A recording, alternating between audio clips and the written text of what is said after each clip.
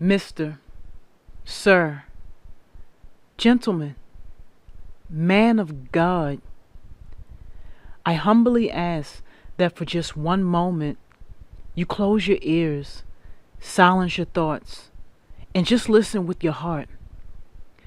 Don't take this the wrong way, but I'm not talking to everyone in the room. I'm talking to the spirits of men who may not understand just how important today is. I'm talking to the guy who lives in the shadows, away from the limelight, not concerned with public recognition, prestigious awards, or long congratulatory Facebook posts.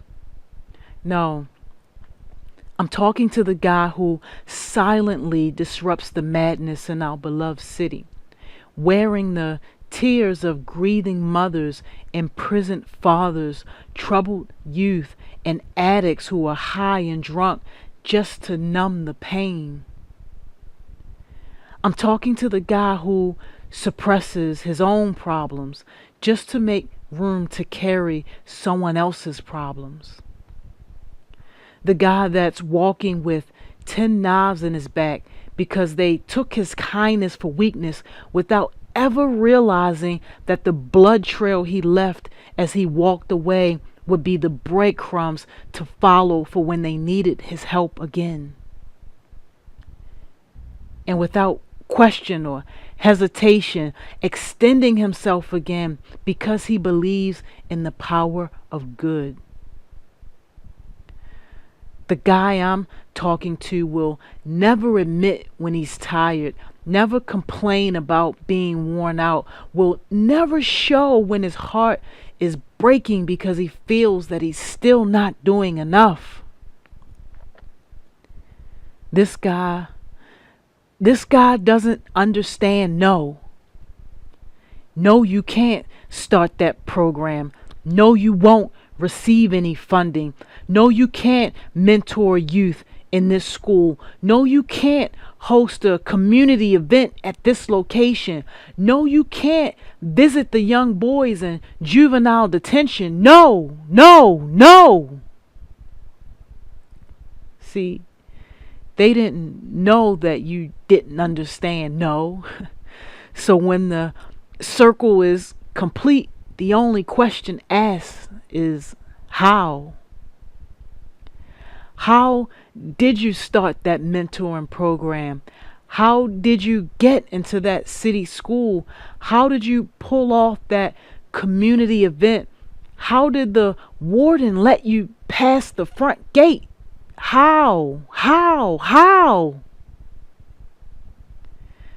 This guy I'm talking to, he knows, he has a firm understanding that no was never an option.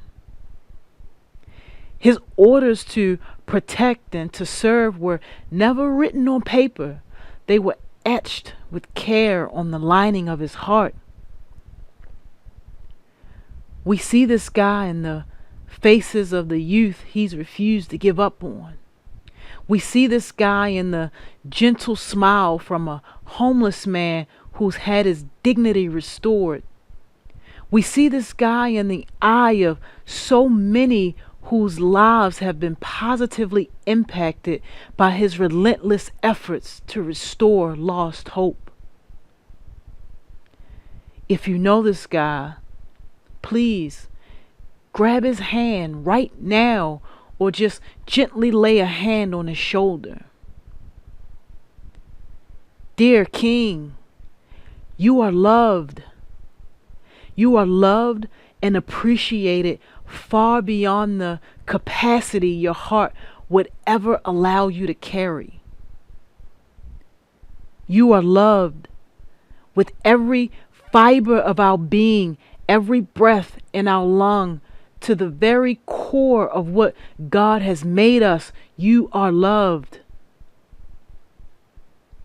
You are loved beyond words, loved beyond understanding, loved through each generation and decade that defines all knowledge of time. And even though you never wanted the attention, the fame, or the spotlight, today we take bold, vibrant markers and we highlight you, thanking God for the gift of you, His soldier, His warrior, His best kept secret on earth. But it's no secret today. No, today we scream from every edge of this city that you fight to protect. Thank you. Thank you for not giving up on our city. Thank you for your countless hours of counseling and mentoring to those who are troubled and need your light.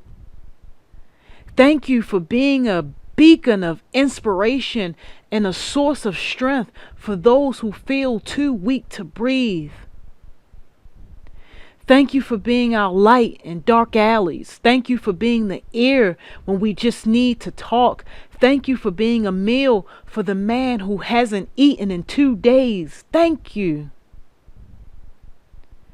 Thank you for being a dad to the kid whose father now lives on a plain white tee. Thank you for being the bear hug we all need every now and again to remind us that someone still cares. Thank you for being the autocorrect in situations that could have turned ugly, but because of your intervention, ended up working out just fine. Thank you for being an emoji when we really don't have the words, but just need your presence. Thank you for your humbleness. Thank you for your faith in better days. Thank you for dismissing all prejudgment. Thank you for showing love to a city that wasn't really lovable.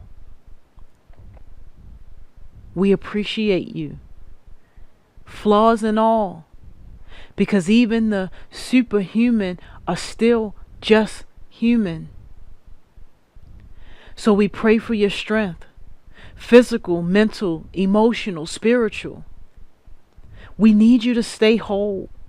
We need you to remain at peace even when peace has seemingly abandoned you.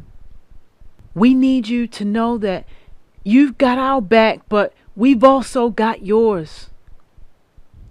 Let there be no question in your mind that in this moment, love surrounds you. Love is holding you tight. Love is wrapping your head. Love is building a bridge so that you're never too far from home.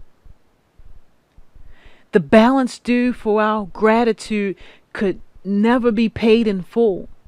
We would never be able to properly demonstrate just how much we appreciate and are grateful that God chose you.